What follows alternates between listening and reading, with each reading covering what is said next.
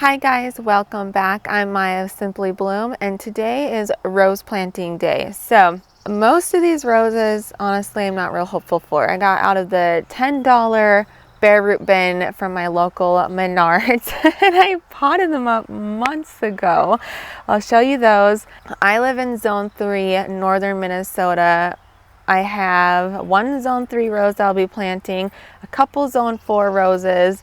I did have someone comment not long ago in my videos asking how many of the Zone 4 plants I get to survive in my garden, and I would say a decent amount. At least 90% of the Zone 4 plants that I plant in my garden survive. I think last winter was a weird winter. Very hard on the plants. I actually lost more Zone 3 plants than I did of Zone 4 plants. So just kind of keep that in mind if you're wanting to try a Zone 4 plant, but you live in Zone 3, try it anyways. Plants that I can tell you that have not done well for me, the perennial lobelia. I planted 6 of them, not one came back for me. And then Brunnera. One year, my Brunnera came back great. I planted 12 of them, 3 died, 9 came up. Last winter, all 12 died because I had replaced the 3 that didn't come up. All 12 died of those, but I lost a lot of Zone 3 plants last winter as well. So take that as you will. Let's move on to the roses. All right, here are the roses, and there's one feeble one down there. Let's go through the varieties. I'll save my favorite for last. My absolute favorite is right there. So we're just gonna start right here. This is Pink Miracle. It's more of almost like a hybrid tea rose, as close to a hybrid tea that I can grow here in my Zone 3. Zones 4 through 9, I believe 3 to 4 feet tall and wide. It does get fairly decent glossy dark leaves. The new foliage is slightly more red, same as the current one. But I noticed, just like my other one, I don't know if it's a possible thrip issue. I was trying to peel back the petals last night to see if I could find any thrips. I couldn't see any thrips, but the petals always kind of turn brown right when it's starting to open, like it never fully opens and then it turns brown, which is classic thrip action. And typically if you pull back the petals, you can find thrips. But I don't even see any. Now last summer mine did kind of grow out of that, so I'm hoping it will do the same with this one. Maybe just the first couple blooms do that, and then it stopped doing that last summer, so I'm hopeful. And then you do see some insect damage on the leaves. But anyways, Pink Miracle, we'll get that planted. And then I have 2 of the Colonel Don Juan right here, which this is supposed to be a climber. It's supposed to get 6 to 10 feet tall. And according to this tag, it says zones 4 through 9, but when I look it up on Heirloom Roses, it actually says zone 5. So I'm not real hopeful, but we're gonna pop it in the ground and we'll see. This is the second one right here.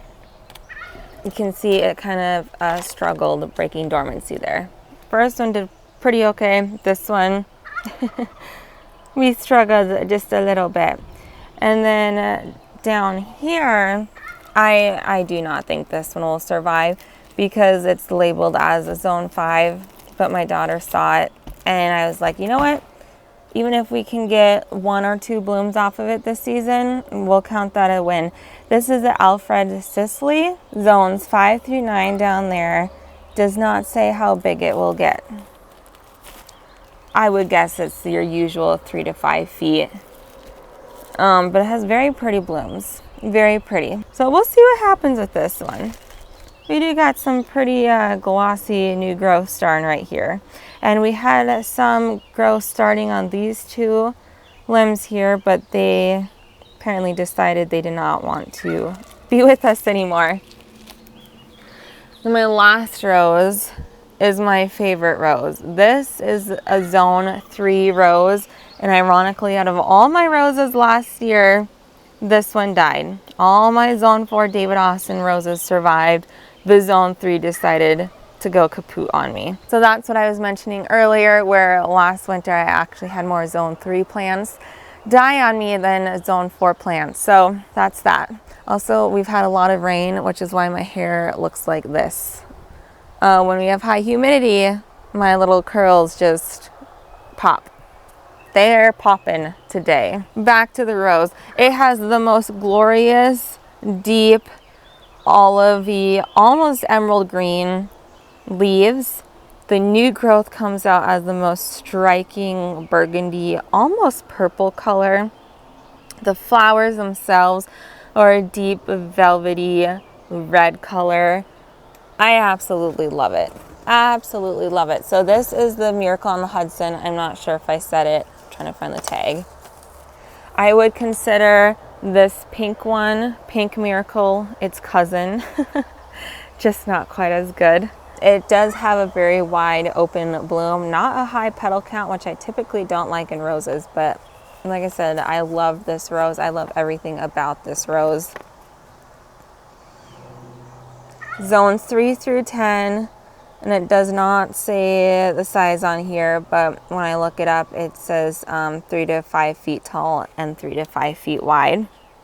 And then I know it's not rose related, but if there's time, I have this daylily, and I've had these plants here for about a week, and I've been watching this daylily bloom next to this rose, and I just love the color contrast of the yellow, and then the center has this red ring around it. This is the Monterey Jack daylily. So we're gonna plop this daylily next to the roses as well. This rose next to this rose. So I'm gonna start with my favorite rose first, Miracle on the Hudson, and we'll pop the daylily in, and then we're just gonna pop the other roses around the garden.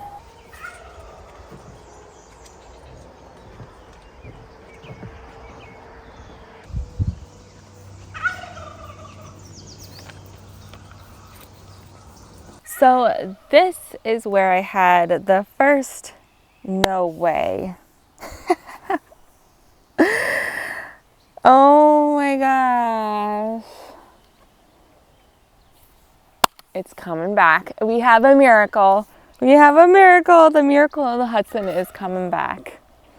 I swear, I told my husband this was going to happen. I swear I have checked this every day since things started coming back for new growth, and I just looked down and we got new growth coming. We got new growth. Okay, this changes things a little bit, just a little bit. We have a rose that I can pop somewhere else. I mean, she's not coming back real strong, that's for sure, but she's coming back. See that in there? Right there. She's making a comeback. All right, I think I'm just gonna let her do her thing, and hopefully she'll come back strong. So now where do I put the replacement? Because I was counting on putting it there. Something caught my eye, I just have to show you. Look how glorious this is. This is called the Breaker's Iris. Absolutely beautiful. Has a very delicate, sweet scent. Look at that throat. So pretty.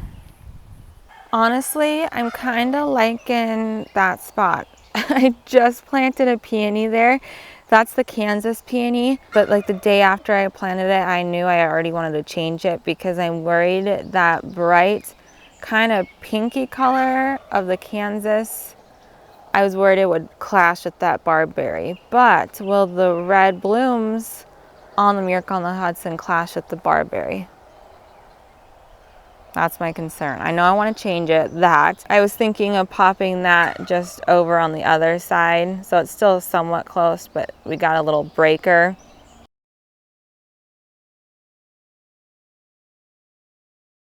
Let's just see. I think that would really fill that spot in perfect.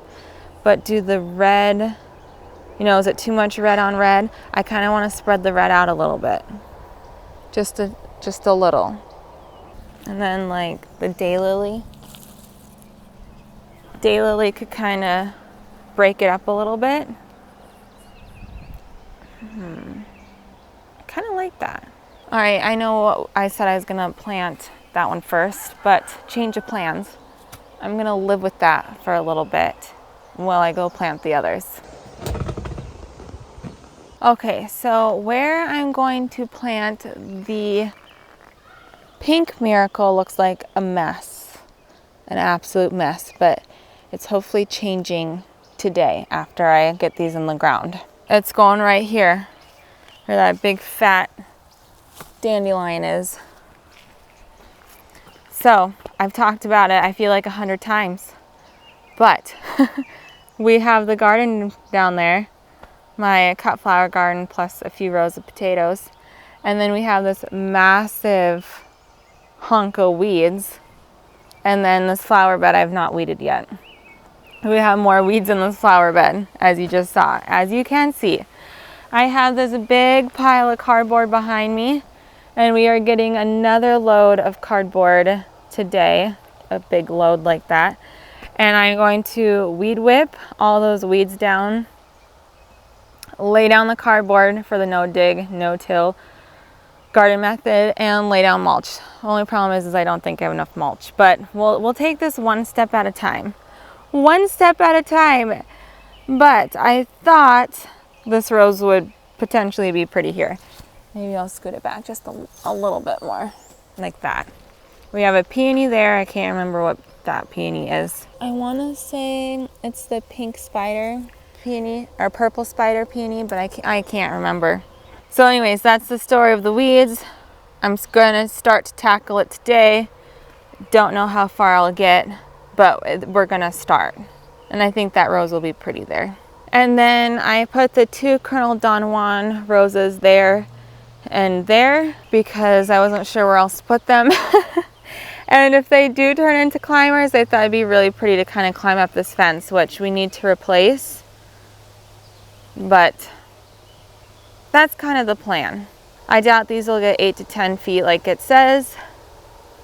Most climbers act like shrub roses here because they just die back so far, but that's the plan. All right, time to get planting.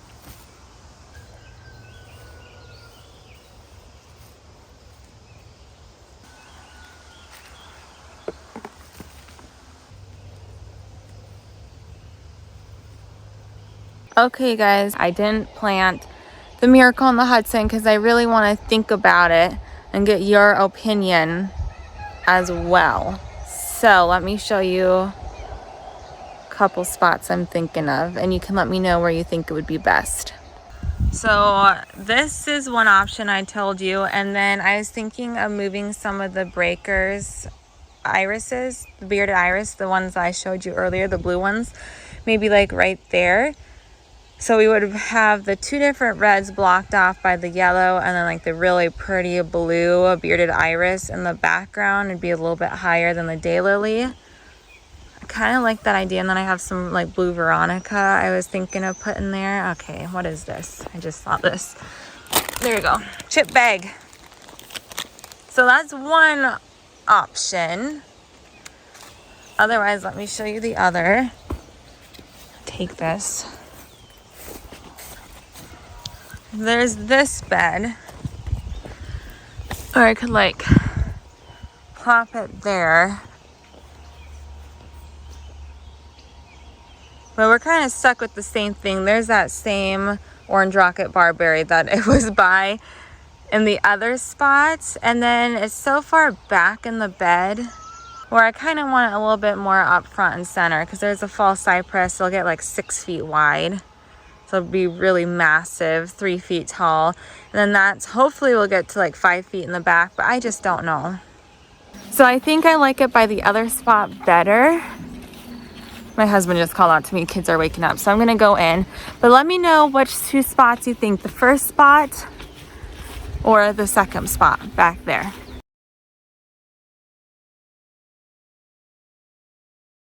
Okay guys, I got my weed whipping glasses on. We are gonna tackle along the driveway.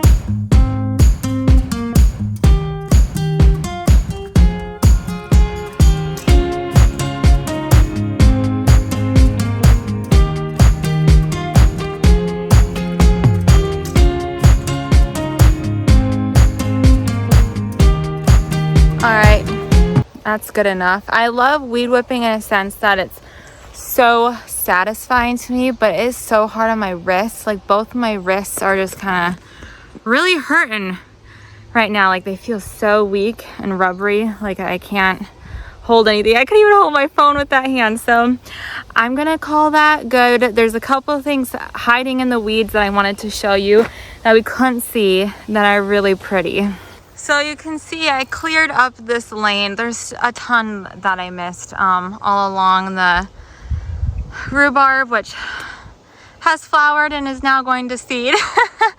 I plan on continuing the no dig, no till, so cardboard all the way up to about here, kind of where that rototiller is.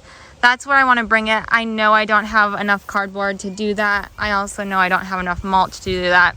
So if I can even just like make it up to here, the hydrangea tree right now, and then a little bit later as I restock on my cardboard, we can go farther. But look at this Baptisia. Oh my goodness. I feel like it's not giving it justice. Maybe if I go hide it in the shade. Where's my shadow?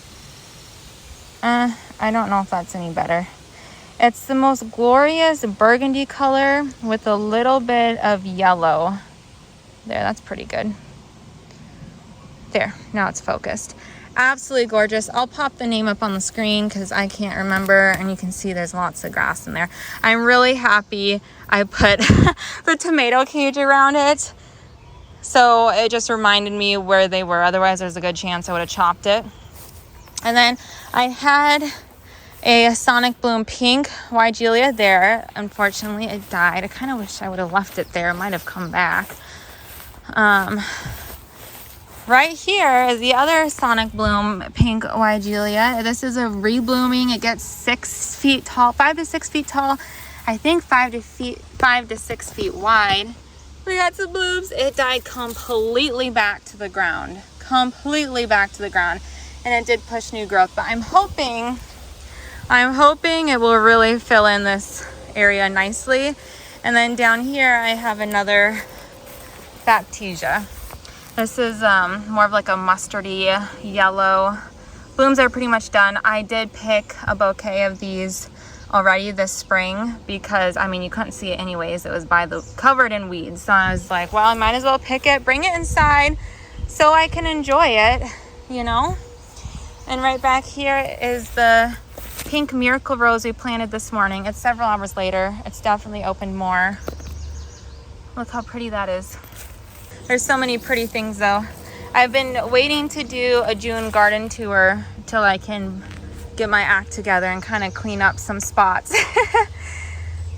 But we're just gonna go in with what cardboard I do have. Remember I showed you that pile. I'm just gonna begin laying these cardboards down.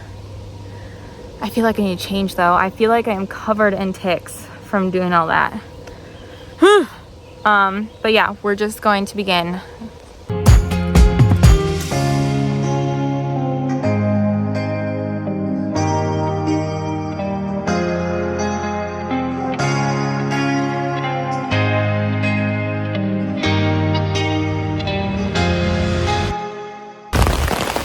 Okay, we are getting quite the rainstorm. It's raining really nice. I'm going into town now, get some food, since we cannot, well, I could continue the rain, but it's raining hard enough where I'm just gonna take a break, but I'll show you what I've gotten done so far. I'm not sure if you can see behind the plants. I've gotten almost all the way to the end on this side, and then I still have to do this side over there. But it's kind of nice. I see some spots that I need to add a little bit more cardboard in between, but I would say I made a pretty good distance. Okay, even with the umbrella, I am getting drenched. So that is it. Thank you so much for watching, and I hope you guys have a great day. Bye.